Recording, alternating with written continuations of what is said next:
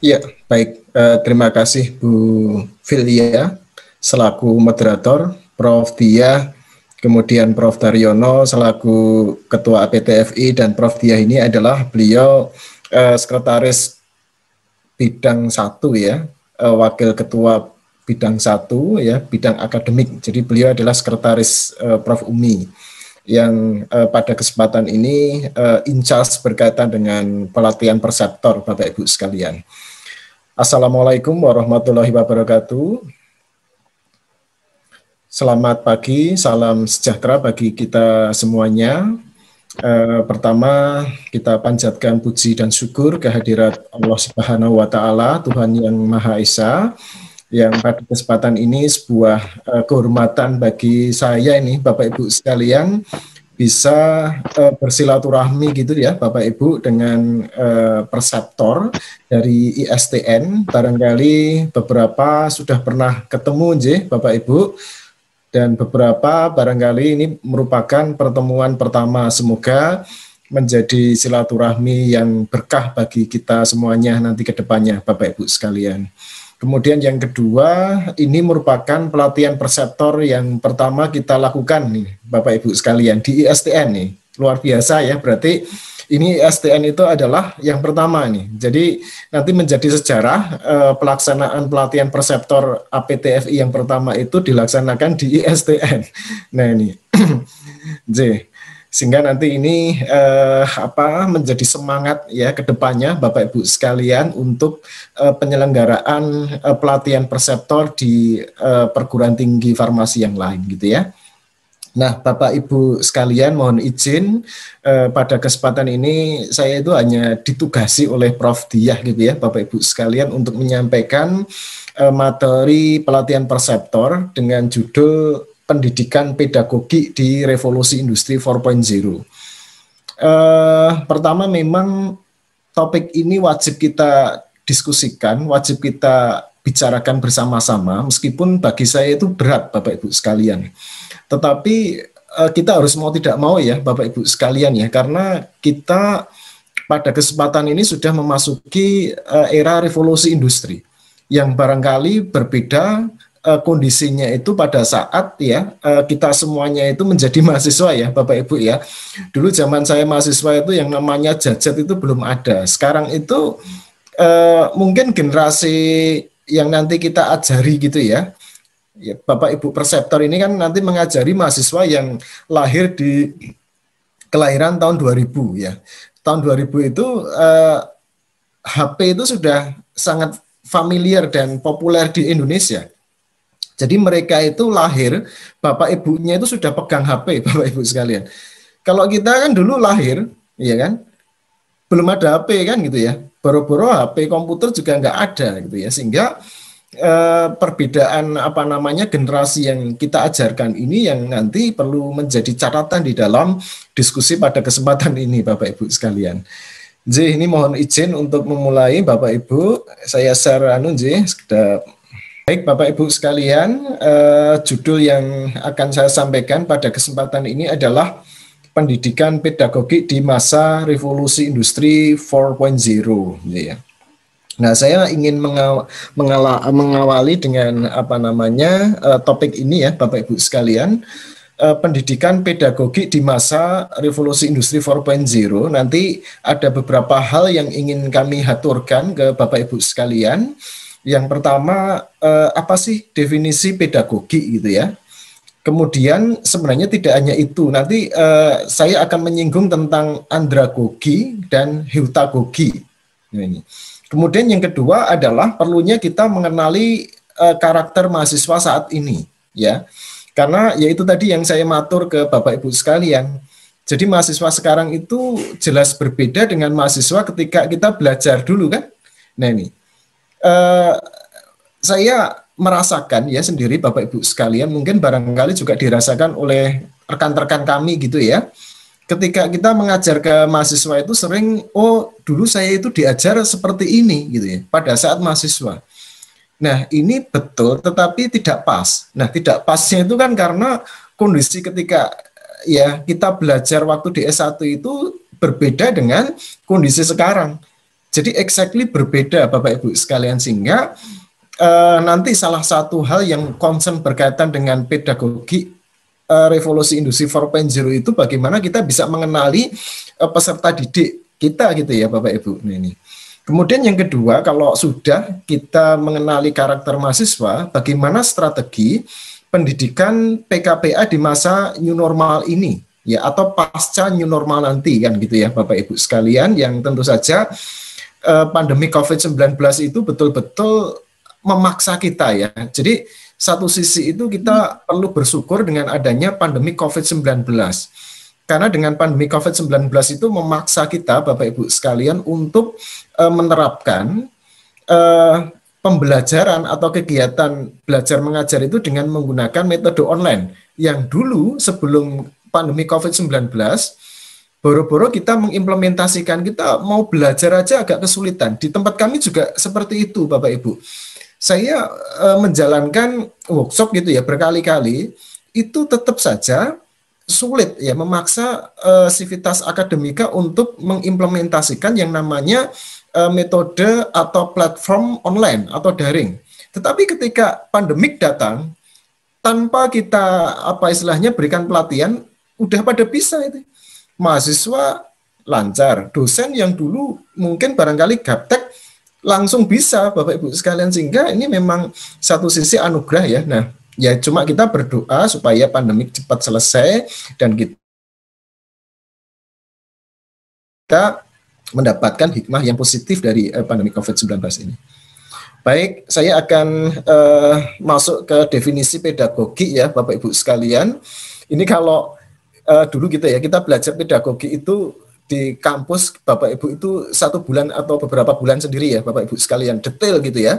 Bagaimana strategi, tetapi pada kesempatan ini karena hanya beberapa jam gitu ya, saya ingin menyampaikan poin-poinnya saja. Jadi pengembangan lebih lanjut nanti saya kira kita bisa mengembangkan sendiri Bapak Ibu sekalian. Nah, apa sih yang dinamakan pedagogi Bapak Ibu? Pedagogi itu adalah seni atau ilmu tentang mengajar gitu ya. Jadi bagaimana kita, mohon maaf, bagaimana kita mendeliver gitu ya wawasan kita, keterampilan kita, ilmu kita kepada peserta didik. Nah ini. Nah, untuk itu kan perlu strategi, perlu seni. Nah ini yang kita pelajari. Beberapa kesempatan gitu ya, barangkali ada, maaf ya, dosen yang sebenarnya beliau sangat pintar sekali Bapak Ibu, tetapi belum tentu bisa menyampaikan ke mahasiswa.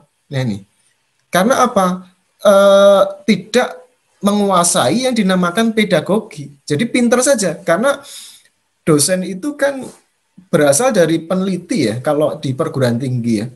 Jadi barangkali ketika apa ya menjalankan sebagai peneliti itu bagus, ilmunya juga tinggi. Tetapi ketika mengajar itu belum tentu. Karena apa? Ya ini tadi. Jadi pedagogi itu belum dikuasai secara penuh. Nah ini sehingga ilmu yang ada itu tidak tersampaikan oleh peserta didik, dalam konteks ini adalah mahasiswa. Nah, oleh karena ini perlunya Bapak Ibu sekalian ini kita mengenali apa yang dinamakan pedagogi dan kita mempelajari lebih jauh.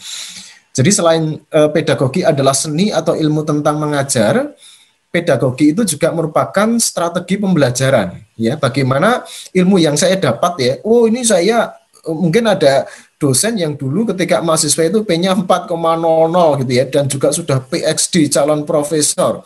Tetapi kalau tidak menguasai pedagogi, nah ini juga ilmu yang dikuasai ini tidak bisa dideliver oleh mahasiswa. Nah, itu yang pertama. Kemudian yang kedua, Bapak Ibu sekalian, ini penting gitu ya. Kita itu kan mendidik apoteker, ya calon apoteker ya Bapak Ibu sekalian. Dan tanpa kita sadari, barangkali ini kan juga ada Bapak Ibu dosen ya. Tanpa kita sadari, nah ini yang sering membelenggu kita. Kita mendidik peserta didik itu jadilah seperti kita, ya. Nah ini yang nanti kita luruskan. Jadi kita mendidik calon apoteker, jadi bukan mendidik peserta didik itu seperti, oh contohlah saya, yang mungkin dosen itu adalah role model ya, tetapi sebenarnya sasaran kita itu kan peserta didik yang kita didik nanti menjadi calon apoteker ya. Makanya banyak kasus ya Bapak Ibu sekalian bahwa lulusan apoteker itu siap menjadi dosen kan gitu ya. Tetapi untuk menjadi apoteker di rumah sakit kemudian industri ini masih ada gap yang perlu dikuatkan, perlu dipelajari lebih lanjut supaya lulusan dari apoteker tersebut itu bisa adaptif ya, bisa agile terhadap lapangan kerja yang ada. Nah ini. Jadi strategi pembelajaran atau gaya belajar. Nah, faktor penentunya itu apa, Bapak Ibu sekalian? Nah, ini saya ringkas saja kalau di pelatihan ini kalau dulu kami pelatihan pedagogi ini satu pertemuan sendiri nih faktor penentu ya. Tapi ini saya buat ringkas saja. Jadi faktor penentunya itu pengetahuan. Jadi pengetahuan yang dikuasai oleh dosen ya atau educator di sini ya. Nah, pengetahuan ini yang nanti akan berpengaruh terhadap apa yang akan disampaikan kepada peserta didik dalam konteks ini mahasiswa. Selain pengetahuan, pengalaman, Bapak Ibu, barangkali Bapak Ibu dosen atau educators ini ilmunya itu tinggi kan, tetapi belum tentu pengalamannya itu adalah jam terbangnya itu lama atau jam terbangnya itu bisa bagus gitu ya. Nah, oleh karena ini juga menjadi faktor penentu selain pengetahuan, pengalaman. Kemudian situasi pribadi internal kita, ya gaya kita di dalam mengajar. Saya sering juga mengamati waktu mahasiswa, Bapak ini sebenarnya ilmunya itu biasa saja, tetapi gaya mengajarnya itu enak sekali. Ya, barangkali kan kita sering seperti itu ya, Bapak Ibu sekalian gitu ya. Jadi Bapak dosen atau Ibu dosen ini stylenya mengajar itu bagus sekali sehingga ilmunya itu kemudian terdeliver dengan baik kepada kita.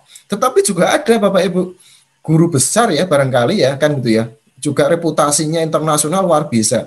Tetapi ketika mendeliver itu kurang bagus gitu ya. Sehingga ilmunya itu tidak bisa terserap. Apakah itu ada? Nah, barangkali ada. Makanya ini situasi pribadi, situasi internal itu sangat menentukan sekali. Nah, ini perlu adanya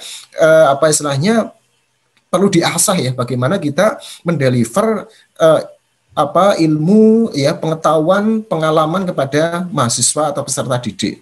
Kemudian lingkungan, ya saya kira ini jelas ya, lingkungan ini sangat mendukung sekali Bapak Ibu sekalian.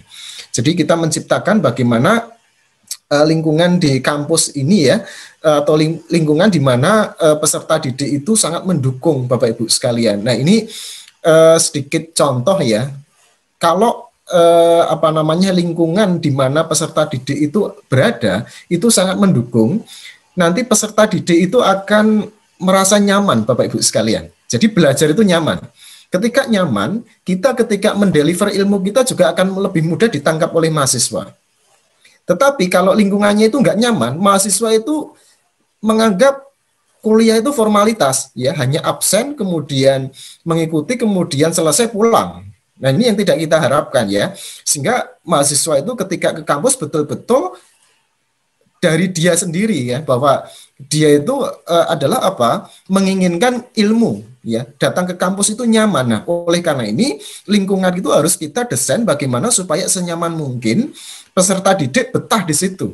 Nah, ini kan di beberapa kesempatan saya justru belajar dari pengalaman anak saya ketika SMP SMA. Ini karena sekolahnya itu betul-betul membuat nyaman dan mendukung ya kegiatan-kegiatan mahasiswa sehingga kegiatan-kegiatan siswa sehingga siswa itu sampai betah di sekolah, di SMP, di SMA.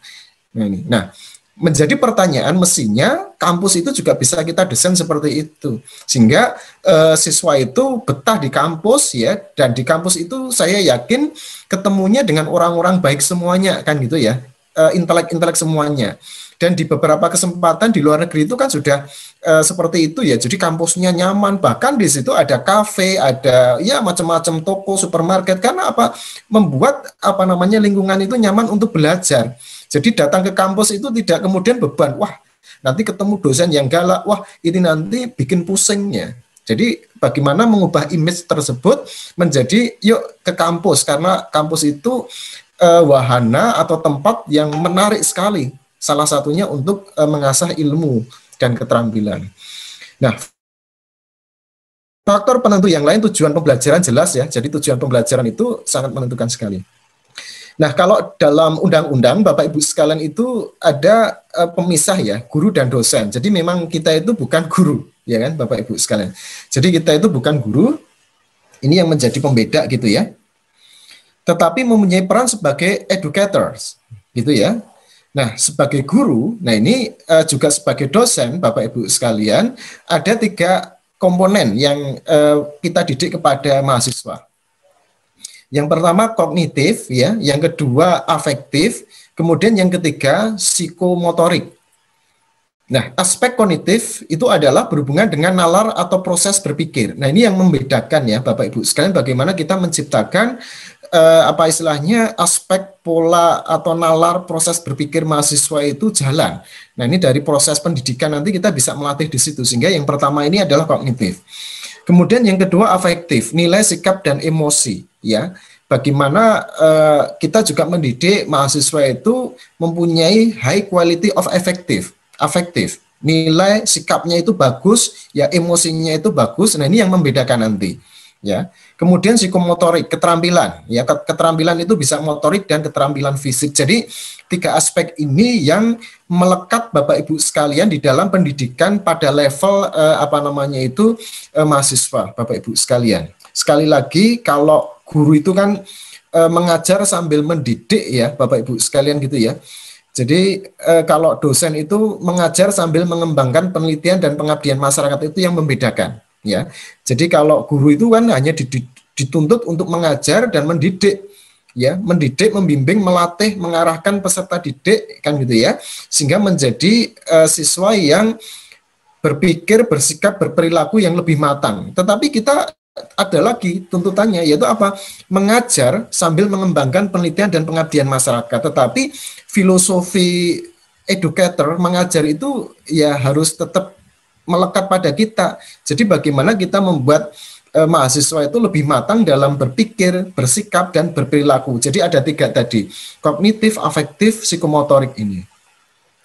Nah, Bapak Ibu yang kami hormati, pedagogi sangat berkaitan dengan pendidikan ya Bapak Ibu sekalian ya, karena tadi saya mengaturkan ke Bapak Ibu bahwa pedagogi itu strategi atau gaya pembelajaran, bahwa pembelajaran itu adalah bagian dari pendidikan Bapak Ibu sekalian. Nah, pendidikan mengacu kepada juga proses pembelajaran kepada peserta didik serta kegiatan yang berhubungan dengan hal tersebut untuk mengembangkan potensi dan mencerdaskan peserta didik tersebut. Jadi output dari pendidikan itu adalah bagaimana meningkatkan knowledge gitu ya, kemudian sikap, kemudian keterampilan peserta didik yang kita ajar itu tadi Bapak Ibu sekalian. Nah, baik, ini kita lanjutkan. Nah, tadi ini sudah kami sampaikan ya, bahwa ada 3 domain yang menjadi concern bagi kita sebagai pengajar. Yang pertama adalah kognitif domain, kemudian ya ini pola berpikir ya, berpikir siswa atau mahasiswa. Kemudian yang kedua adalah efektif domain, ini merupakan sikap dan nilai. Kemudian psikomotorik domain, ini adalah keterampilan Bapak Ibu sekalian. Nah, ini juga hal yang penting Bapak Ibu, aspek yang mewakili nilai-nilai kemampuan pedagogik itu apa saja gitu ya Bapak Ibu sekalian. Ya. Yang pertama di sini adalah menguasai karakteristik peserta didik. Nah, ini makanya tadi saya menyampaikan di awal Bapak Ibu sekalian, peserta didik kita sekarang itu adalah generasi milenial. Ya, tentu saja berbeda dengan generasi kita. Ya, ini perlu kita kenali. Ya, nanti di bagian akhir akan saya sampaikan sekilas gitu ya. Karakteristik peserta didik generasi milenial itu seperti apa? Ini satu contoh ya, yang berdasarkan generasi. Kemudian yang kedua berdasarkan usia. Nah, ini kita mendidik mahasiswa tentu berbeda dengan ketika kita mendidik siswa SMA. Berbeda dengan siswa SMP, berbeda SD, SD pun juga ada level. Kelas 1 berbeda dengan kelas 2 dan seterusnya kelas 6. Begitu juga taman kanak-kanak. Ya kan? Jadi ini perlu sekali nanti ketika kita memulai pengajaran dan pendidikan, mengenali terlebih dahulu karakteristik peserta didik. Jangan memaksakan kepada mereka apa yang kita ajarkan. Yang terpenting adalah kita menguasai karakteristik peserta didik. Nah, tentu saja kalau peserta didik itu sudah pinter, cerdas, akan lebih mudah gitu ya, Bapak Ibu sekalian. Nah, ini itu yang pertama. Kemudian yang kedua adalah menguasai teori belajar dan prinsip pembelajaran yang mendidik itu jelas. Jadi prinsip pembelajaran itu yang mendidik. Apakah ada yang tidak mendidik? Kita menemukan di beberapa kasus gitu ya, pendidikan di beberapa kesempatan itu tidak mendidik itu kan gitu ya. Nah, ini yang perlu disentil oleh Kemendikbud itu pada saat itu. Di perguruan tinggi apakah ada? Barangkali ada. Di SMA mungkin di situ kan beberapa kasus yang diberitakan itu seperti itu. Nah, ini yang perlu kita luruskan. Nah, kemudian berkaitan dengan teori belajar, Bapak Ibu sekalian, teori belajar ini kan ini juga apa ya, kalau di pedagogi itu 1-2 SKS sendiri ya, tetapi secara prinsip teori belajar ini ada 4 ya Bapak Ibu sekalian. Yang pertama adalah teori belajar behavioristik ya. Kemudian yang kedua adalah kognitif. Yang ketiga adalah humanistik ya, yang keempat adalah konstruktivitis. Yang pertama behavioristik ya, ini teori belajar yang fokus pada hasil yang bisa diukur dan dilihat. Ini berkaitan dengan tingkah laku, bagaimana di dalam kita mengajar itu mengajarkan tingkah laku mahasiswa menjadi lebih baik. Ya, saya kira ini sangat berkaitan dengan domain-domain yang saya sampaikan tadi ya Bapak Ibu sekalian, afektif ya, kemudian kognitif ya. Ini teori behavioristik itu menekankan kepada tingkah laku peserta didik menjadi lebih baik. Karena memang tujuan dari pendidikan itu mengajarkan menjadi lebih baik. Salah satunya behavioristik, teori behavioristik di mana kita menekankan pada tingkah laku supaya peserta didik itu menjadi lebih baik. Kemudian yang kedua, kognitif, ya, teori belajar kognitif ini lebih menekankan pada proses belajar akan lebih baik jika apa? Materi yang kita ajarkan itu disesuaikan dengan kognisi atau kognitif peserta didik. Jadi yang kita rangsang itu adalah kemampuan kognitif peserta didik kita, Bapak Ibu sekalian. Kemudian yang ketiga adalah humanistik, ya, teori belajar humanistik ini apa?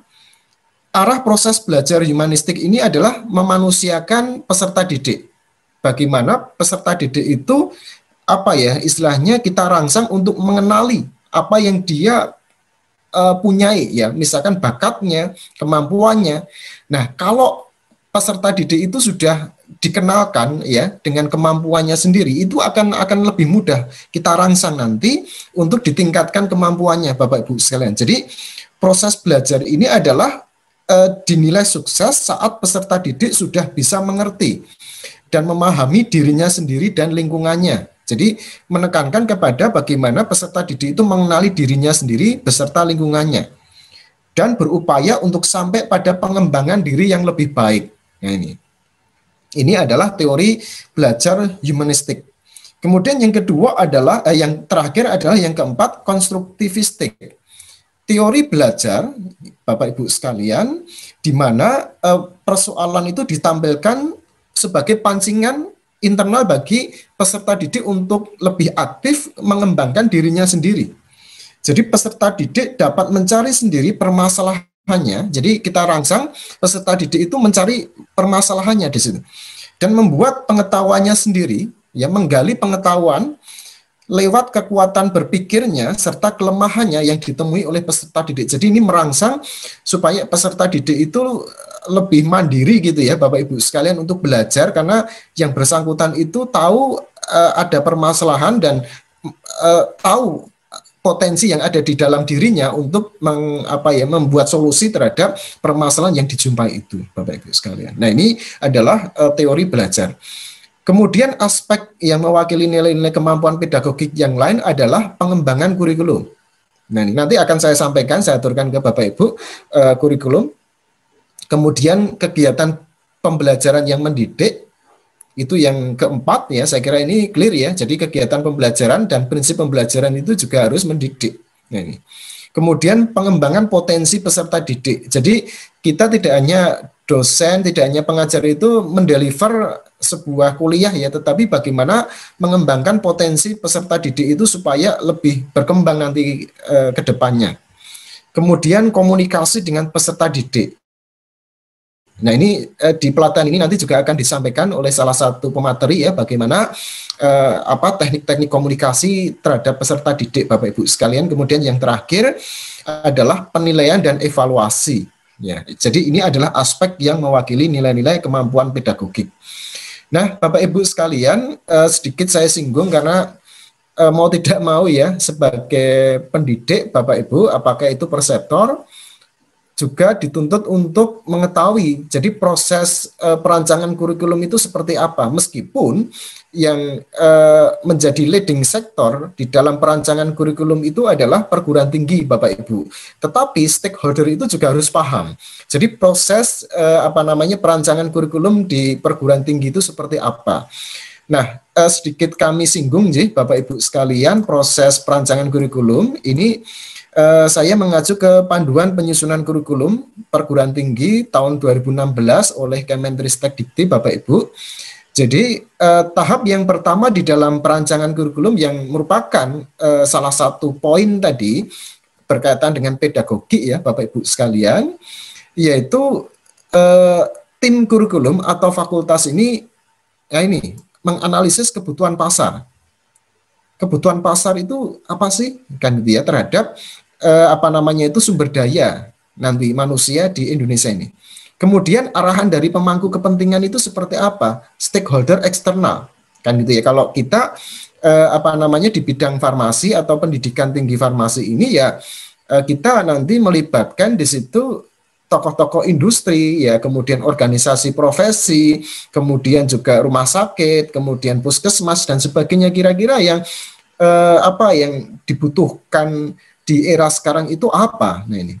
Kemudian analisis perkembangan keilmuan dan keahlian. Kita tidak mungkin menggunakan ilmu-ilmu yang barangkali 10-20 tahun yang lalu ya Bapak Ibu sekalian ya. Masa era sekarang misalkan kita masih mengajarkan banyak praktikum yang melibatkan titrasi gitu ya. Sekarang itu kan sudah menggunakan ya GCMS atau NMR dan sebagainya kan.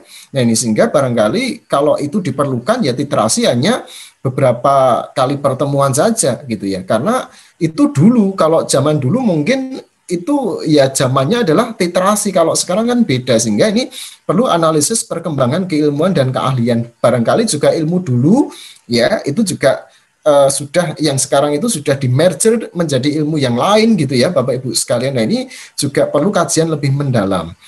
Kemudian mengacu kepada visi misi dari universitas. Jadi sebuah perguruan tinggi tentu saja universitasnya kan punya visi misi ya. Nah ini yang perlu kita inline-kan juga nantinya. Analisis kebutuhan kualifikasi nasional internasional ya, ini juga menjadi catatan di dalam perancangan kurikulum. Jadi intinya masukan dari asosiasi atau stakeholder yang terkait. Nah, kemudian nanti di sini kita akan menentukan yang dinamakan profil lulusan Bapak Ibu sekalian. Ya kan, kalau apoteker itu kan jelas ya, apoteker itu apa ya, itu kan dituangkan di PP 51 2009 ya. Itu kita anggap sebagai profil lulusan apoteker. Ya, jadi profil lulusan itu adalah peran yang dapat dilakukan oleh lulusan di bidang keahlian atau bidang kerja setelah menyelesaikan program studi. Kalau kita jelas karena ada peraturan pemerintah tentang apoteker. Ya, saya kira ini sudah clear. Nah, ini mengacu kepada KKNI ya dan SMPT, Standar Nasional Pendidikan Tinggi ya Bapak Ibu sekalian. Kemudian dari profil lulusan ini yang sedang dioptimalkan ya oleh APTFI. Jadi supaya seragam, APTFI membuat capaian pembelajaran lulusan yang selama ini perguruan tinggi farmasi itu membuat sendiri. Ya, harus kita seragamkan. Tetapi kalau sebelumnya Bapak Ibu sekalian, ketika tim kurikulum itu sudah menentukan profil lulusan, ini mau tidak mau menetapkan atau menentukan capaian pembelajaran lulusan. Ini penting sekali Bapak Ibu sekalian. Mengacu kemana? Mengacu ke sini. Ya, SNPT. SNPT itu apa? Ada Bapak Ibu sekalian, nanti dicek di halaman web dari Kemendikbud gitu ya Bapak Ibu sekalian, dan sudah keluar SNPT yang tahun 2020 gitu ya, meliputi ini sikap ya, kemudian pengetahuan dan keterampilan. Jadi capaian pembelajaran lulusan ini mengakomodasi 3 domain yang kita ajarkan tadi. Yang pertama kognitif, kemudian afektif, dan psikomotorik. Pengetahuan, kemudian sikap, dan keterampilan, umum maupun khusus. Ini menjadi, Bapak Ibu sekalian, bagian dari capaian pembelajaran lulusan. Yang mana ini APTFI ingin menyeragamkan itu, Bapak Ibu sekalian. Sehingga harapannya apa? Apoteker lulusan perguruan tinggi farmasi di Indonesia ini ya seragam, ya. Jadi tidak kemudian berbeda-beda, ya.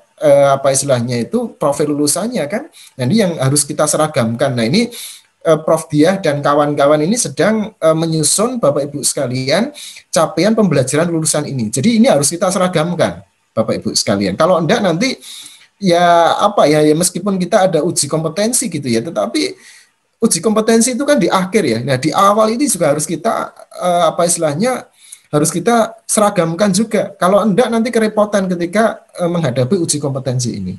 Nah, jadi setelah merumuskan capaian pembelajaran, Bapak Ibu, kan gitu ya. Nah, ini dibuat matrik yang mengkaitkan antara CPL dengan pemilihan bahan kajian ya.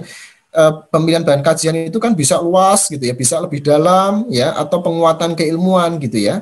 Yang mana setelah ini tersusun oleh CPL, kemudian menyusun mata kuliah dan besarnya SKS itu berapa. Kemudian susunan mata kuliahnya itu apa saja. Nah, baru kemudian kita susun kurikulum, kan gitu ya. Nah, ketika ya tim kurikulum menyusun mata kuliah ini, nah ini perlu adanya penyusunan struktur kurikulum, Bapak Ibu sekalian.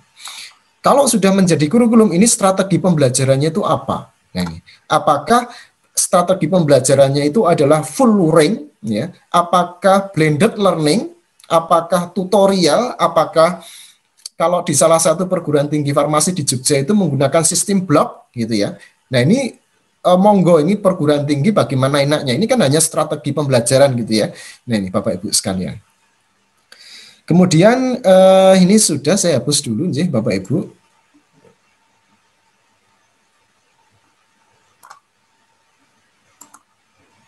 Nah, berikutnya Bapak Ibu sekalian, yang juga ketika kita merancang sebuah kurikulum ya, ini era sekarang itu kan ya, apalagi kemarin ya, beberapa perguruan tinggi itu kan menghadapi apa namanya itu akreditasi ya, dengan 9 kriteria ya Bapak Ibu sekalian, yang di 9 kriteria itu sudah mengacu kepada PDCA ya. PDCA itu apa sih? Plan, Do, Check, Action.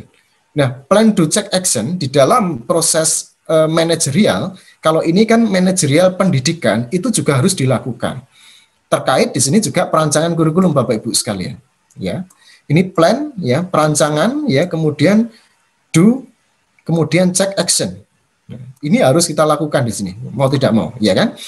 Nah, alurnya seperti apa? Dalam perancangan tadi sudah kami sampaikan gitu ya. Ini dokumen kurikulum yang sudah kita susun ya, tentu saja kemudian kan kita ajukan ke Senat, kemudian disetujui kan. Ini kemudian tidak hanya berhenti pada di situ ya Bapak Ibu sekalian ya, tetapi apa? Ini kemudian dituangkan di dalam rencana pembelajaran semester. Nah, di setiap semester ini bisa berubah-ubah Bapak Ibu sekalian, ya kan? Tergantung apa namanya topik ya, topik pembelajarannya itu apa.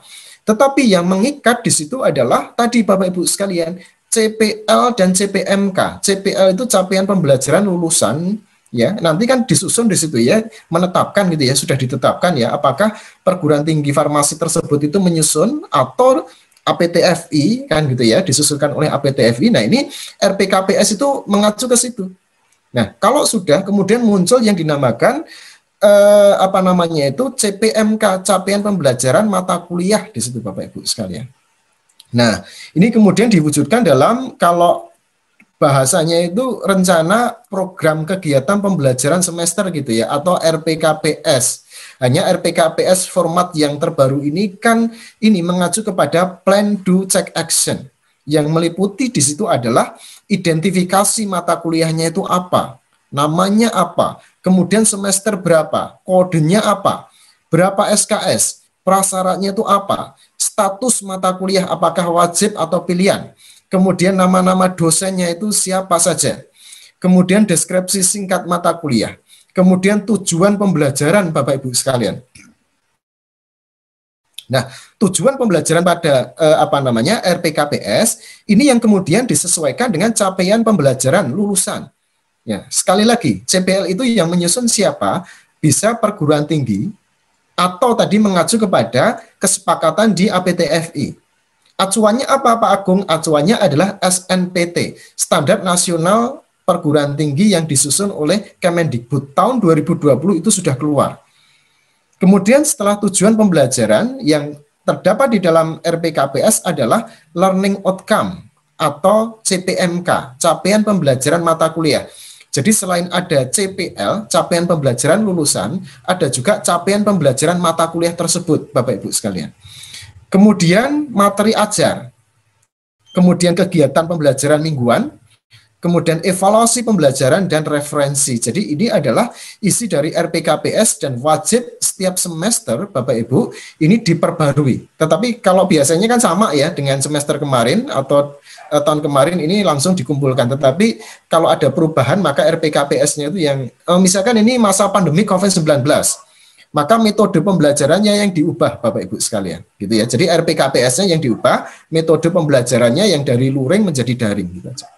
Nah, kemudian setelah ada plan ya, kita do atau proses pembelajaran yang melibatkan unsur dosen, kemudian mahasiswa, dan tadi saya matur ya, sumber belajar atau lingkungannya Bapak Ibu sekalian. Sarana prasarana ini penting di situ ya, bagaimana membuat mahasiswa itu nyaman. Prasarana-prasarana mendukung proses pembelajaran Bapak Ibu sekalian. Ini ceritanya panjang kalau berbicara masalah itu ya. Jadi intinya adalah seperti itu. Jadi ada 3 komponen penting di dalam proses pembelajaran: dosen, mahasiswa, kemudian sumber belajar. Kemudian luarannya adalah action ya. Ini adalah lulusan memiliki capaian pembelajaran. Ya, ini apakah sudah sesuai enggak? Ya, nanti ini ada proses checking ya. Sudah sesuai enggak dengan rencana pembelajaran yang kita sudah susun, Bapak Ibu sekalian. Nah, ini yang kemudian kita lakukan evaluasi, Bapak Ibu. Baik, ini kita lanjutkan. Ini saya hapus dulu ya. Ini mohon maaf ya, ini bukan mengajari Bapak Ibu, ini hanya sharing pengalaman yang saya dapat saja, Bapak Ibu sekalian. Mohon maaf, ini bukan berarti menggurui Bapak Ibu.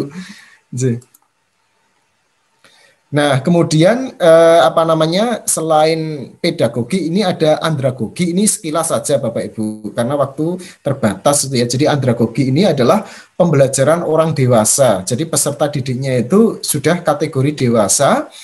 Peserta didik ya adalah sebagai orang dewasa yang diasumsikan memiliki kemampuan yang aktif dalam merencanakan arah belajar. Jadi kita merangsang peserta didik untuk bisa merencanakan arah belajar, kemudian memiliki bahan sendiri, memikirkan cara terbaik untuk belajar, menganalisis dan menyimpulkan, serta mampu mengambil manfaat dari belajar atau dari sebuah proses pendidikan. Jadi ini lebih mandiri nih peserta didik ya, Bapak Ibu sekalian, karena sudah cukup umur ya. Makanya sebenarnya kalau saya pribadi yang namanya akselerasi itu kok saya kurang serp ya Bapak Ibu sekalian, karena apa? Proses kedewasaan ini sangat ada kaitannya dengan proses pendidikan ya, meskipun di beberapa kesempatan itu ada yang mampu ya, tetapi kalau dibuatkan program ini kok menurut saya agak riskan ya, karena apa? Proses pendidikan itu juga seiring dengan kedewasaan peserta didik Bapak Ibu sekalian, dan kedewasaan peserta didik meskipun itu bukan hal yang bisa kita anggap general gitu ya, ini sangat berhubungan dengan usia Bapak Ibu sekalian. Nah, dalam konteks ini Bapak Ibu, fungsi guru dalam hal ini adalah sebagai fasilitator, bukan menggurui Bapak Ibu sekalian. Jadi hanya bersifat fasilitator. Ya kan, kalau sebelumnya itu kan sebagai guru ya mendidik ya, ini hanya fasilitator saja nih. Ya, jadi mahasiswa itu dirangsang untuk merencanakan arah belajar sendiri. Nah, kalau menggunakan konsep andragogi gitu ya, dan lebih bersifat multi communication. Nah, oleh karena itu andragogi adalah suatu bentuk pembelajaran yang mampu melahirkan sasaran pembelajaran atau lulusan yang dapat mengarahkan dirinya sendiri dan mampu menjadi guru bagi dirinya sendiri. Nah ini, oke ya, ini levelnya lebih di atas dari pedagogi ya, andragogi ini. Nah, lebih tinggi lagi ini ada heutagogi, self-determined learning Bapak Ibu. studi pembelajaran yang ditentukan sendiri atau lebih mandiri dibandingkan sebelumnya. Ya, jadi pendekatan holistik untuk mengembangkan kemampuan peserta didik ya dengan belajar sebagai proses aktif dan proaktif, peserta didik melayani sebagai agen utama dalam pembelajaran mereka sendiri yang terjadi akibat pengalaman pribadi. Instruktur atau pendidik memfasilitasi proses pembelajaran dengan memberikan bimbingan dan sumber daya, tetapi sepenuhnya pemilihan jalur pembelajaran, pemilihan proses untuk belajar yang melakukan negosiasi belajar dan menentukan apa yang akan dipelajari dan bagaimana hal itu akan dipelajari diserahkan sepenuhnya kepada peserta didik. Ini levelnya lebih tinggi, mungkin barangkali sebagian besar gitu ya perguruan tinggi farmasi itu belum ke arah sana, Bapak Ibu sekalian.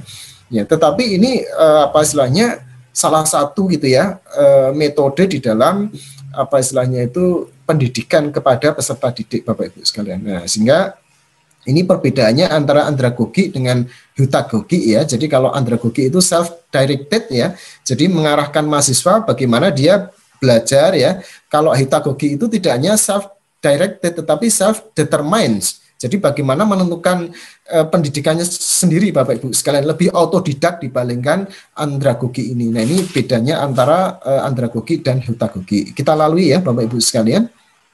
Nah, kita masuk sekarang ke sini ya, Bapak Ibu sekalian, proses akademik S1 Farmasi, PSPA ya, ini hanya sekedar mengingatkan kalau sebenarnya di S1 Farmasi dan PSPA ini kan satu paket gitu ya, satu paket Bapak Ibu sekalian, di mana kalau di S1 ini lebih menekankan pada knowledge based education, menekankan pada knowledge Bapak Ibu sekalian. Kalau di PSPA ini menekankan pada skill, experience, ya, pengalaman itu penting, makanya kemudian ada PKPA. Ya, jadi tidak sekedar skill. Ya, kalau di apa namanya S1 mungkin ada skill ya, praktikum ya. Jadi praktikum resep di S1 ya. Di situ kan praktikum ya. Ini hanya skill, tetapi tidak pengalaman kan gitu ya. Nah, bagaimana juga menekankan ke pengalaman sehingga peserta didik itu harus magang gitu. Ya kan, ke apotek. Jadi harus betul-betul di tempat kerjanya di mana dia bekerja, kemudian apa ya, menganalisis, membuat analisis resep berhadapan langsung dengan pasien. Nah, ini dia dapat experience, dia dapat skill dan experiences. Tetapi kalau yang di S1 kan hanya skill, experience-nya kan tidak, Bapak Ibu sekalian. Praktikum di S1 hanya sifatnya mengasah skill, kemudian mendukung teori, mendukung knowledge. Tetapi kalau di profesi kan ini selain skills, juga pengalaman. Ini saya kira sudah jelas ya, Bapak Ibu sekalian gitu ya. Nah, misalkan membuat granul ya, kalau di S1 kan hanya melatih skill, tetapi nanti di PKPA kan dia melihat sendiri bagaimana pembuatan granul di sebuah industri, ya syukur-syukur bisa melakukannya di situ, Bapak Ibu sekalian. Ya. Baik, ini model pendidikan apoteker, Bapak Ibu sekalian. Jadi kalau menurut tim Hypec Project Farmasi 2013 itu kan apa namanya model pendidikannya adalah tipe Z gitu ya, yang melibatkan unsur domain profesi dan domain akademik. Kalau di pendidikan sarjana farmasi itu lebih banyak domain akademik, kemudian di pendidikan apoteker itu adalah domain profesi, Bapak Ibu sekalian. Jadi memang apa namanya di setting awal itu kan sebenarnya pendidikan di Indonesia itu kan ada 3 jenis ya, Bapak Ibu sekalian, vokasi, profesi, dan akademik.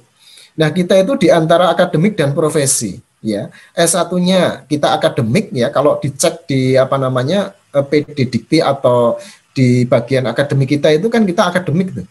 Kemudian di tingkat profesi itu ada di tingkat PSPA itu adalah domainnya profesi. Tetapi kalau di kedokteran Bapak Ibu sekalian itu sudah didesain domainnya profesi.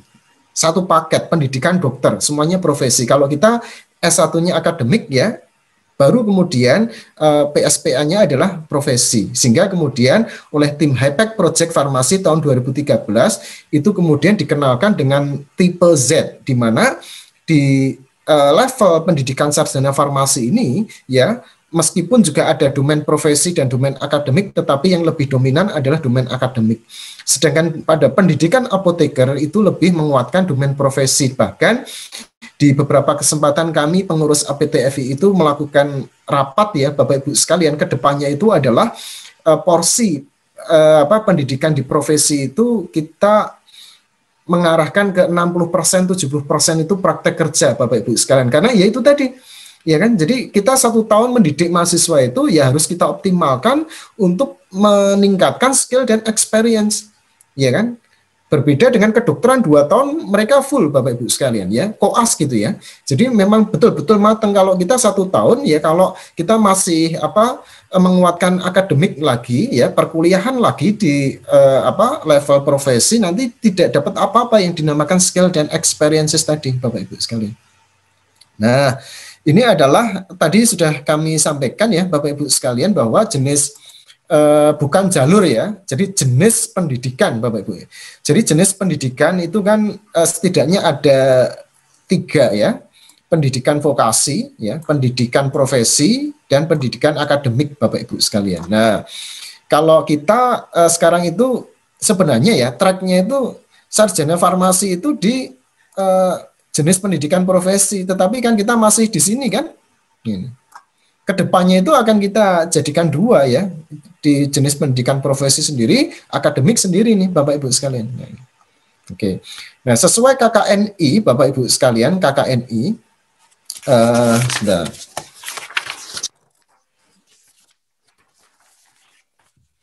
Nah, sesuai kerangka kualifikasi nasional Indonesia ya, ini KKNI Bapak Ibu, apoteker itu berada di KKNI 7, sedangkan sarjana farmasi itu 6, D3 itu 5. Makanya sebenarnya di PP 51 itu agak kurang pas gitu ya, karena apa?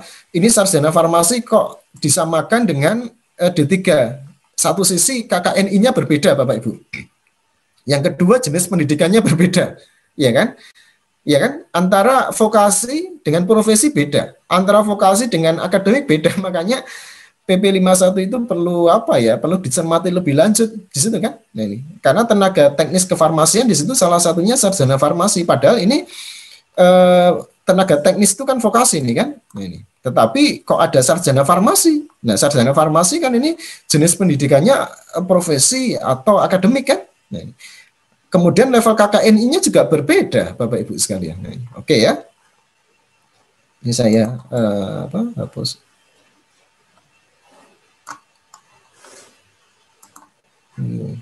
Nah, baik, saya lanjut ke sini ya, Bapak Ibu sekalian. Ini barangkali di antara Bapak Ibu sudah familiar ya dengan piramida Miller ya, Bapak Ibu sekalian.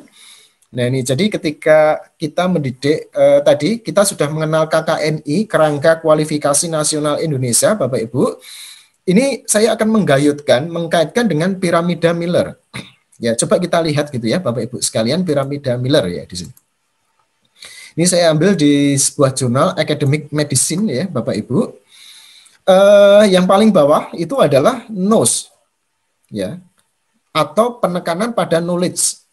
Ya, jadi mahasiswa tahu ya norma perilaku. Ini kalau di referensi physician ya, ini saya ganti dengan apoteker. Tetapi karena referensinya itu physician, saya tidak mengubah. Ya, jadi ini mengajar atau mendidik mahasiswa yang targetnya itu mahasiswa hanya tahu, ya kan? Melalui penekanan pada knowledge, pengetahuan, ya kan? Jadi kalau di S1 ini cocok ya. Jadi mahasiswa kita ajarkan pada penekanan knowledge. Mahasiswa paham. Jadi ketika kita belajar farmakologi di S1, mahasiswa paham kan, oh obat antihipertensi itu apa saja, mekanismenya itu apa saja. Nah ini, knows, levelnya paling rendah. Nah ini. Kemudian level di atasnya adalah knows how. Ini lebih ke arah kompetensi Bapak Ibu sekalian. Ya, tahu bagaimana proses itu berlangsung. Ya. Di tingkat S1 kan juga kita mengajarkan itu ya. Ketika kita mengajarkan ke mahasiswa proses pembuatan tablet ya, itu mahasiswa juga diajarkan ya bagaimana praktikum membuat tablet gitu ya. Knows how. Jadi bagaimana membuat tablet itu. Knows when individual behaviors are appropriate. Nah ini. Nah ini di S1 kita garis di sini Bapak Ibu. Kemudian kalau di profesi naik lagi Bapak Ibu, SOSHO. Jadi performs ya. Jadi lebih menekankan kepada performa dari nanti lulusan kita itu, mendidik performa. Jadi mahasiswa itu nanti bagaimana dia bisa menunjukkan proses itu berlangsung itu bagaimana.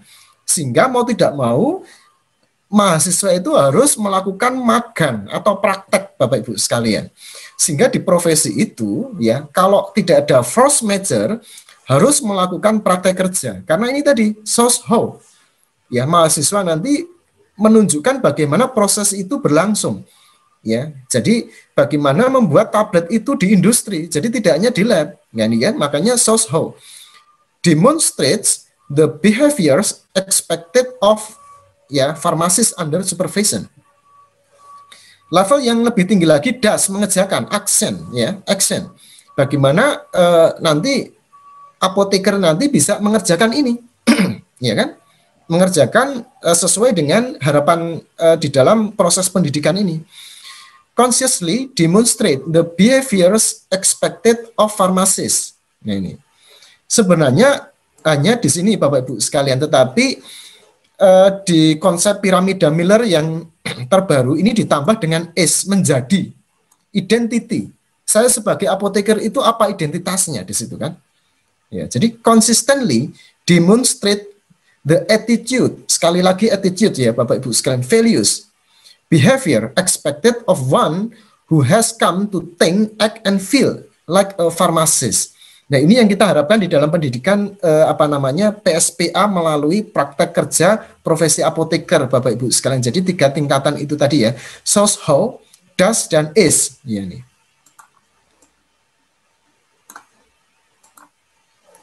Nah kemudian Bapak Ibu ini kita lanjutkan ya.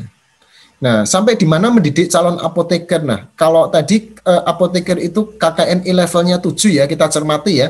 Level 7 itu adalah mampu merencanakan dan mengelola sumber daya di bawah tanggung jawabnya ya, tanggung jawab apoteker, dan mengevaluasi secara komprehensif kerjanya dengan memanfaatkan iptek untuk menghasilkan langkah-langkah pengembangan strategi organisasi. Jadi yang terpenting itu adalah nanti apoteker itu ya lulusan pendidikan tinggi kita itu bisa merencanakan dan mengelola SDM, Bapak Ibu sekalian. Kemudian yang kedua, mampu memecahkan permasalahan. Mampu memecahkan permasalahan sains, teknologi, dan atau seni di dalam bidang keilmuan melalui pendekatan monodisipliner ini. Kemudian yang ketiga, mampu melakukan riset dan mengambil keputusan strategis dengan akuntabilitas dan tanggung jawab penuh atas semua aspek yang berada di bawah tanggung jawab bidang keahlian. Berbeda dengan level 6 ya, Bapak Ibu nanti monggo nanti bisa dipersani atau melihat sendiri gitu ya. KKNI level 6. Kalau level 6 itu hanya bukan merencanakan tetapi mengaplikasikan. Teoritis juga kan gitu ya. Sangat berbeda. Jadi level 7 ini adalah jadi apoteker itu levelnya lebih tinggi dibandingkan sarjana farmasi karena nanti apoteker itu bertanggung jawab merencanakan mengelola SDM Bapak Ibu sekalian. Tetapi kalau yang level 6 enggak, mengaplikasikan saja ini. Nah, ini bedanya antara level 7 dengan level 6. Apalagi tadi kalau di 3 kan level 5. Oke, nah, kita masuk sekarang revolusi industri 4.0 Bapak Ibu.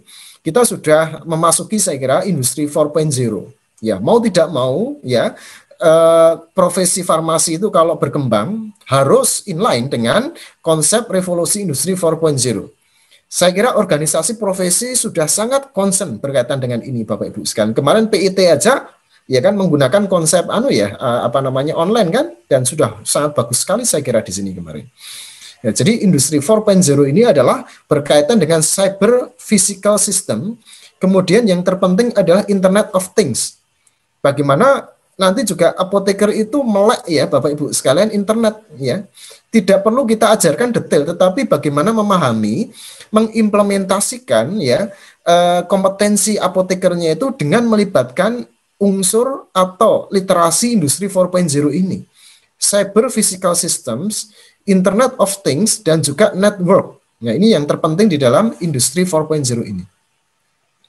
Apalagi Bapak Ibu, sebenarnya Kemenristek Dikti itu juga sudah membuat konsep gitu ya Bapak Ibu sekalian dan kebijakan tahun 2018 untuk apa ya istilahnya mengarahkan perguruan tinggi menyongsong revolusi industri. Nah, ini beberapa kebijakan yang dikeluarkan oleh Kemendristek-Dikti ya tahun 2018 ya, yaitu yang pertama adalah reorientasi kurikulum. Jadi kita diminta untuk segera kan gitu ya Bapak Ibu sekalian melakukan perubahan kurikulum yang mengacu kepada new literature ya, literasi baru.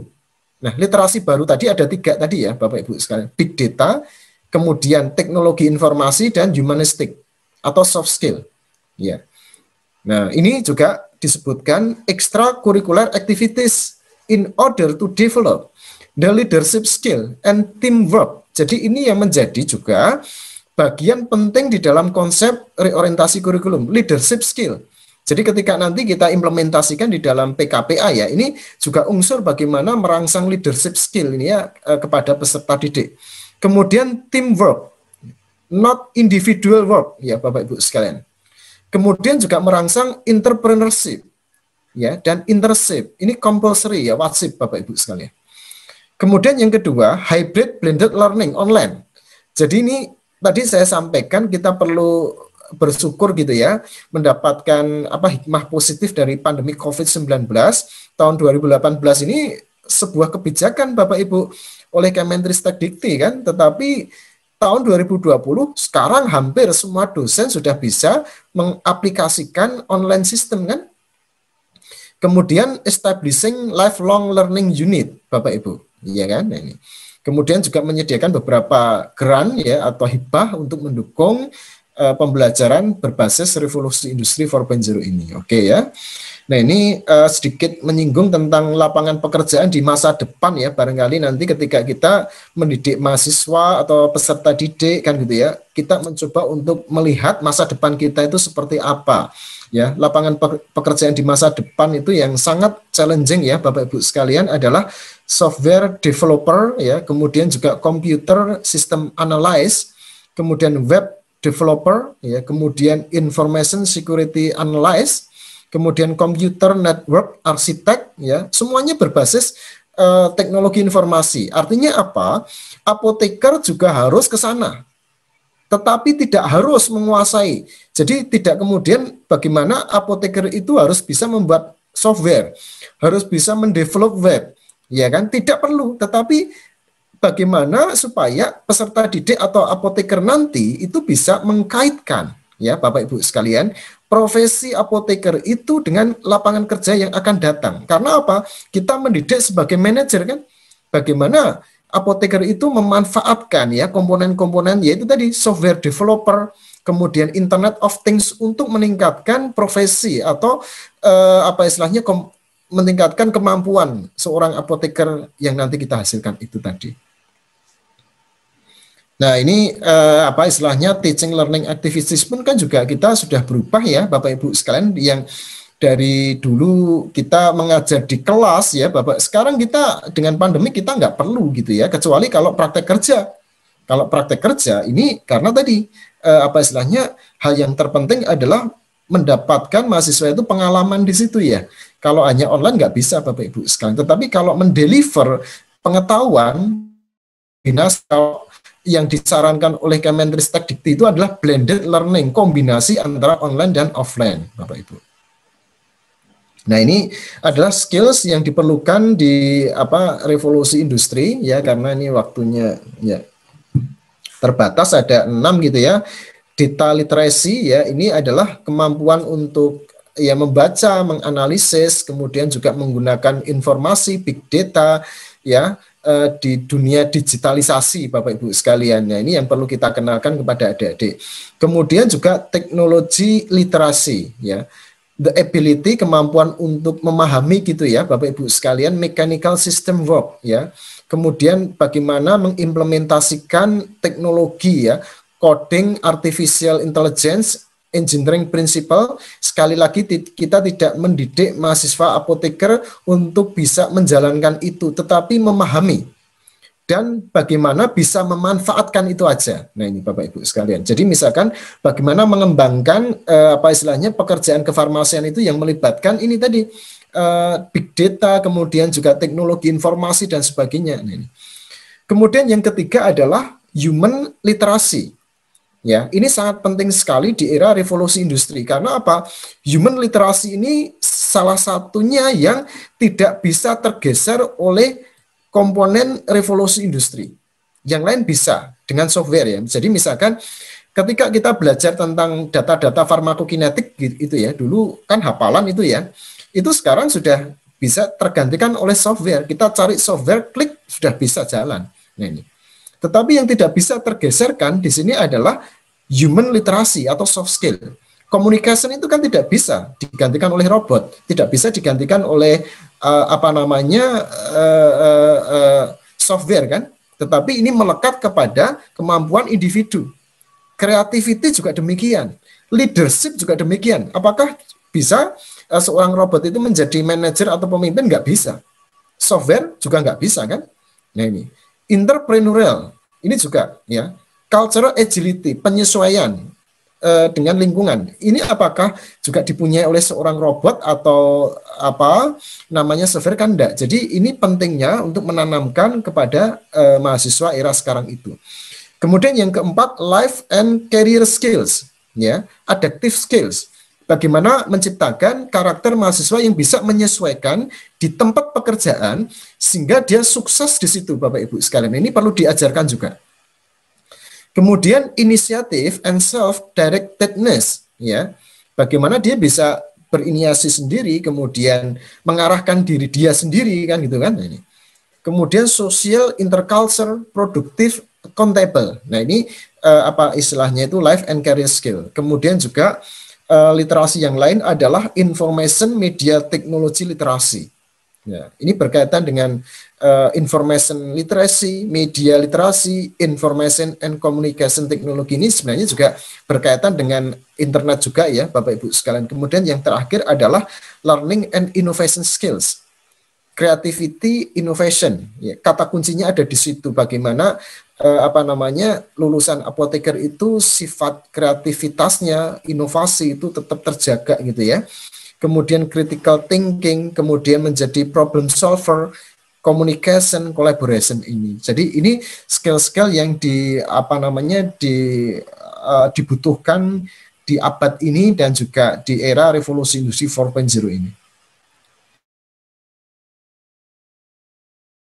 Nah, ini salah satu yang ini saya kira hal yang menarik gitu ya, yang bisa kita garap Bapak Ibu sekalian, digital pharmacist ya. Sekarang itu kan serba digital ya. Kalau kita masih ke arah non digital, profesi kita akan tergerus nantinya. Tetapi kita harus bisa istilahnya melihat, memilah-milah dengan aturan yang ada, dengan norma yang ada ya, dan ketentuan profesi kita yang ada.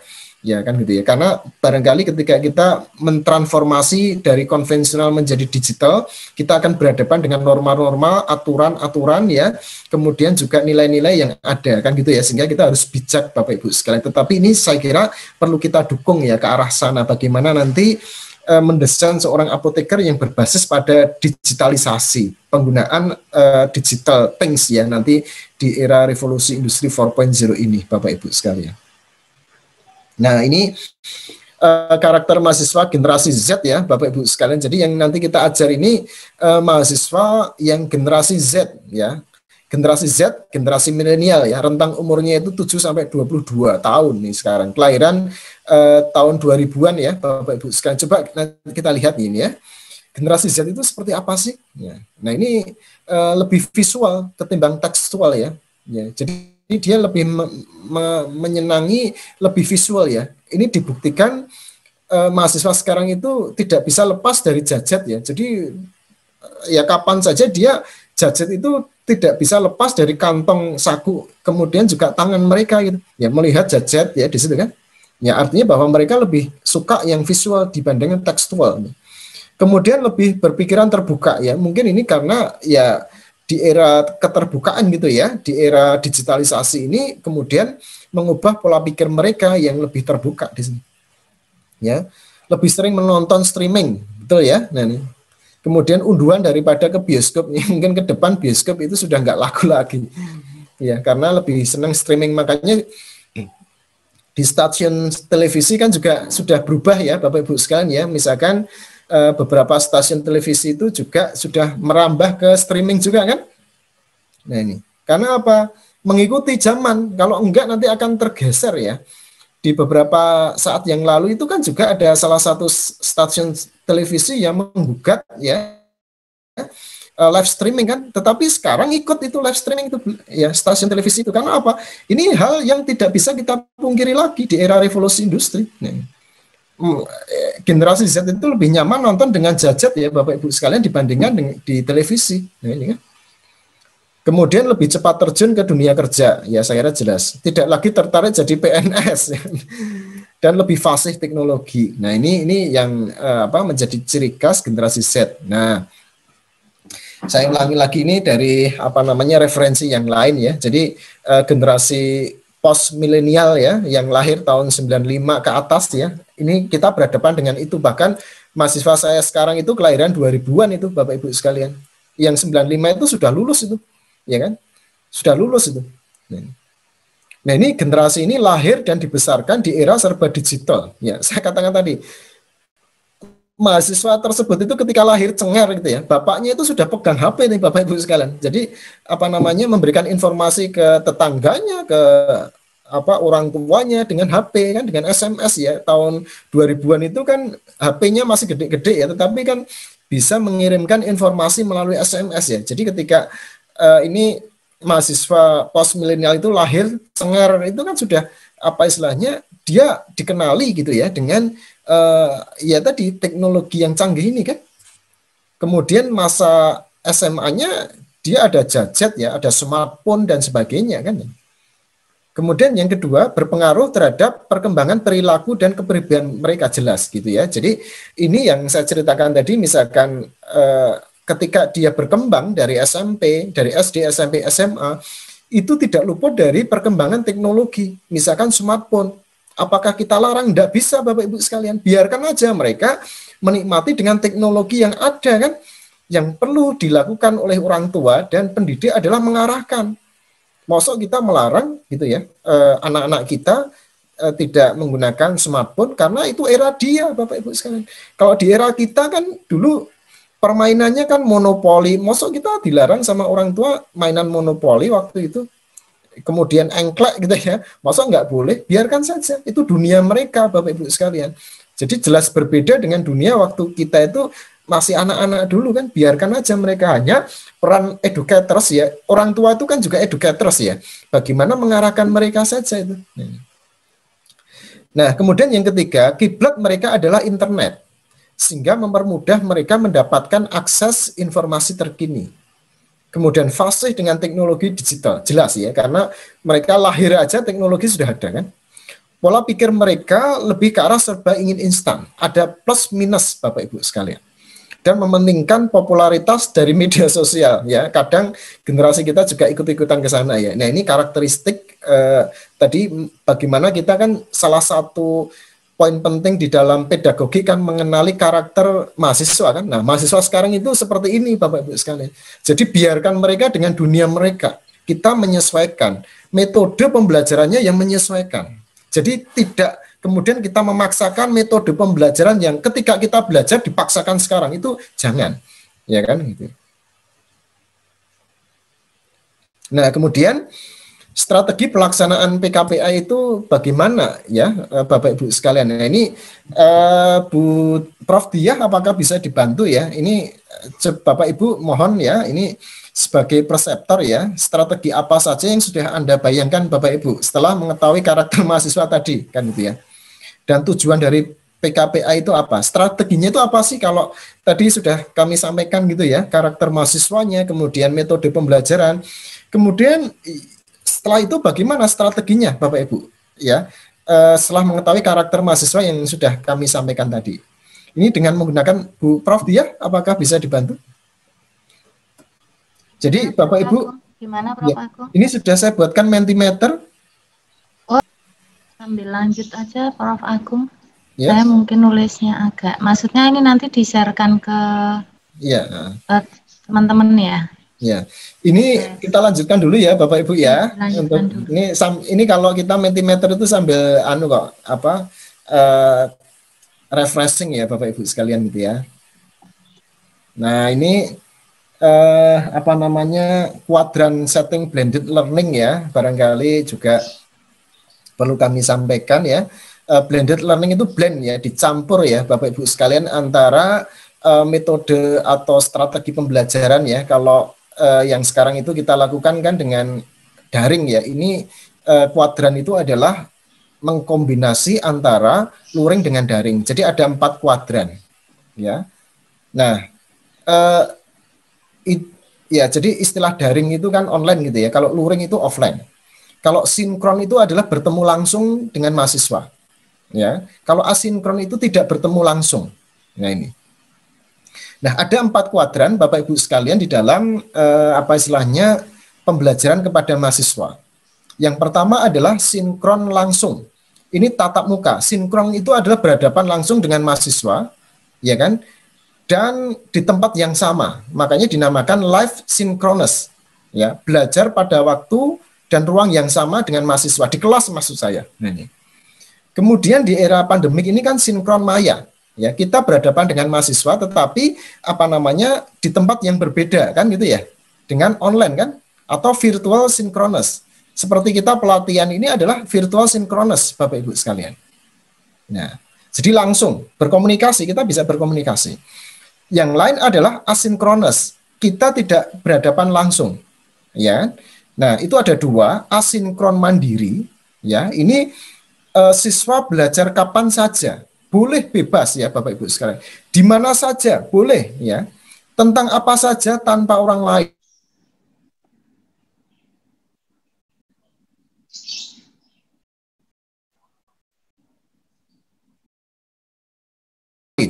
Nah ini, jadi asynchronous, asinkronus.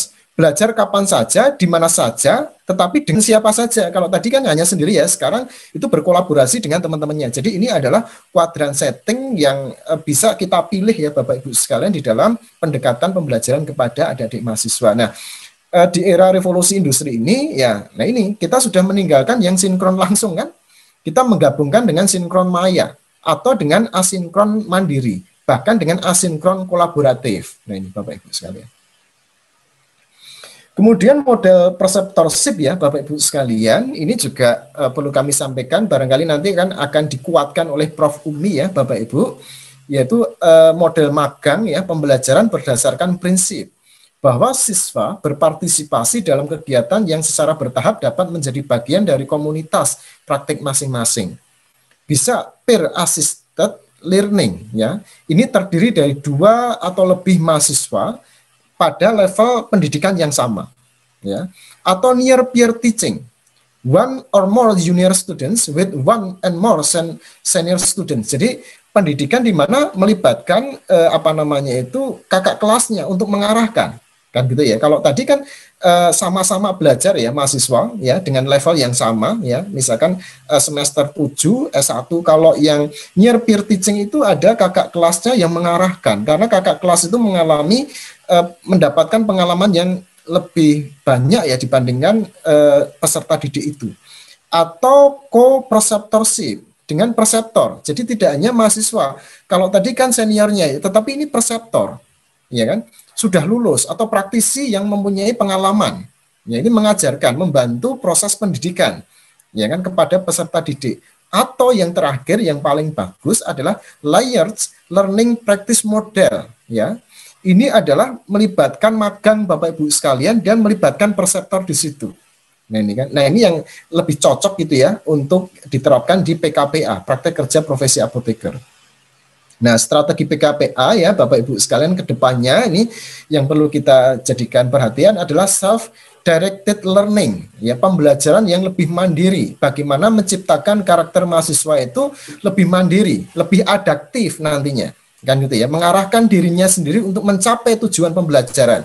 Jadi tidak kemudian oleh dosen, oleh preseptor itu diajari ya, tetapi kita itu hanya mengarahkan saja. Jadi mereka dirangsang untuk bisa mengarahkan mandiri ya, kemudian belajar mandiri untuk mencapai tujuan pembelajaran yang ada.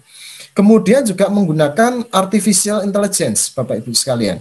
IT, ya, teknologi informasi untuk dilibatkan di dalam proses PKPA ini. Karena era sekarang itu mau tidak mau Bapak Ibu sekalian melibatkan teknologi informasi big data. Kemudian aspek humanitas, yaitu teamwork, ya, ini penting juga, harus diajarkan. Kemudian studi kasus dengan variasi tingkat kesulitan untuk mendidik mahasiswa menjadi problem solvers di situ. Yang tentu saja kasusnya itu adalah disesuaikan dengan di tempat kerjanya di situ, di tempat magangnya. Kemudian bukan menjelaskan tetapi praktek, ya. Yang kita didik itu bagaimana supaya mahasiswa itu melakukan praktek, jadi tidak menjelaskan saja. Kemudian explore lebih dalam mengenai knowledge, attitude, dan practice, ya, keilmuan, sikap, dan keterampilan. Kemudian multiprofesi bisa berhubungan dengan profesi yang lain, ya Bapak Ibu, karena apoteker itu nanti kan dituntut interprofessional collaboration, ya, jadi bisa berinteraksi dengan profesi yang lain, dokter terutama, kemudian dokter gigi, kemudian perawat gizi dan sebagainya. Kemudian logbook dari institusi adalah panduan kreatif dari fasilitator adalah jalan mencapai tujuan PKPA. Jadi logbook menjadi keharusan bagi pendidikan PKPA nanti. Yang perlu kita diskusikan, ya Bapak Ibu sekalian, bagaimana sebagai preseptor ini merancang proses pembelajaran untuk para presepti, ya, dengan tujuan PKPA yang berikut, ya. Jadi mahasiswa mampu melakukan asesmen pasien pada kasus pengobatan sendiri itu bagaimana, misalkan mampu mengelola obat ED di rumah sakit, misalkan mampu mengatur waktunya atau skala prioritas dalam praktek profesi, mampu mengelola instalasi pusat pelayanan sterilisasi di rumah sakit, ini penting Bapak Ibu. Kemudian mampu menyelesaikan kasus-kasus tertentu dalam skema interprofessional collaboration. Nah, ini yang nanti perlu menjadi catatan, ya, yang perlu kita diskusikan di antara kita bersama Bapak Ibu sekalian sebagai preseptor, Bapak Ibu sekalian, dan ini referensi barangkali itu yang bisa kami haturkan Bapak Ibu sekalian.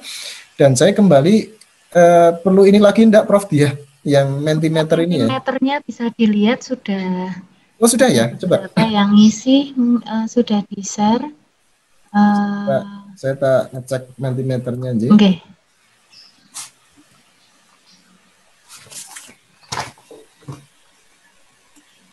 Bapak Ibu bisa mencoba link Mentimeter yang di-sharekan oleh Bu Amelia Febriani di kolom chat. Pak Prof Agung bisa menayangkan mungkin. Ya, ini saya tayangkan. Jadi Bapak Ibu, sorry. Share screen, ya. Ini salah. Ya, ini Bapak Ibu sekalian. Ya, ini menarik, ya. Sebagai preseptor, strategi apa saja yang sudah Anda bayangkan setelah mengetahui karakter mahasiswa, ya Bapak Ibu, dan tujuan PKPA? Ini melibatkan IT, wah luar biasa. Praktek langsung, studi kasus, wah tambah lagi, ya. Mengajar, meningkatkan skill pedagogi, ya. Pendekatan watak. Andragogik, wah ini ada yang menulis andragogik, ya. Tapi saya kira ini diskusi, ya Prof Diah, ya. Saya kira ini andragogik juga hal yang sangat bagus, ya, kita terapkan di dalam PKPA ini. Yeah. Saya kira sudah itu Prof Agung. Oh sudah, ya Bapak Ibu. Sudah 50% mungkin sama isinya. Ya, ini sudah mengkerucut ini Bapak Ibu sekalian, gitu, ya. Studi kasus, kemudian praktek langsung, kemudian yang agak kecil lagi ini meningkatkan skill, kemudian mengarahkan mahasiswa, pendekatan watak. Ini juga ada studi kasus, tapi kan karena tulisannya Inggris sehingga beda, ya. Jadi ini saya kira sudah cukup, ya. Ya. Jadi saya kira demikian Bu moderator tadi. Jadi saya ucapkan terima kasih, ya, atas perhatiannya. Saya akhiri untuk kita masuk ke diskusi. Demikian, billahi taufik wal hidayah. Wassalamualaikum warahmatullahi wabarakatuh. Salam sejahtera bagi kita semuanya. Waktu saya kembalikan ke Bu Fil, ya.